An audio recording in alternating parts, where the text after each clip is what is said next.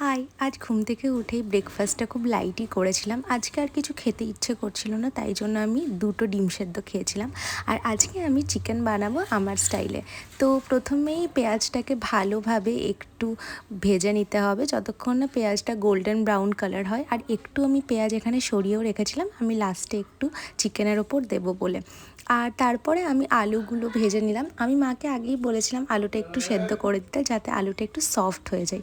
And then চিকেনটা দিয়ে দিই। অ্যান্ড চিকেনটা আমি কিন্তু কোনো রকম ম্যারিনেট করিনি। তারপর চিকেনটা ভালোভাবে ভাজা হয়ে গেলে এরপরে আমি এখানে আদা রসুনের পেস্টটা দিয়ে দিই আর ভালোভাবে চিকেনটা কষাই। আর ওর সাথে আমি টমেটো অ্যান্ড আরও কিছু ড্রাই মশলাও অ্যাড করি।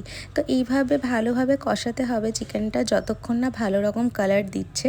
তো টমেটো অ্যাড করার পরে তোমরা চাইলে দইটাও অ্যাড করতে পারো, কিন্তু বাড়িতে যেহেতু দই ছিল না সেদিন, তাই জন্য আমি দইটা স্কিপ করে যাই। আর এখানে মা আমাকে 2টো লিচু দিয়েছিল খেতে। লিচুটা খেয়ে আমি আবার রান্নায় লেগে পড়ি। চিকেনটা এবারে আমি ঢাকা খুলে দেখলাম যে বেশ ভালোই কালারটা এসেছে। আর ওপর থেকে এখানে বেরেস্তা আর ধনেপাতা ছড়িয়ে দিলেই আমাদের চিকেন একদম রেডি। অ্যান্ড এভাবে চিকেন কষাটা তোমরা একবার ট্রাই করে দেখো, খুবই ভালো লাগে খেতে। আর আজকের লাঞ্চের মেনু ছিল ভাত, উচ্ছে আলু ভাজা, পোস্ত আর আমার ঝাল ঝাল চিকেন কষা। খেতে অনেকটাই টেস্টি হয়েছিল। অ্যান্ড এরকম আরও ভিডিওস দেখতে হলে আমার চ্যানেলটা সাবস্ক্রাইব করে দিও। Bye bye.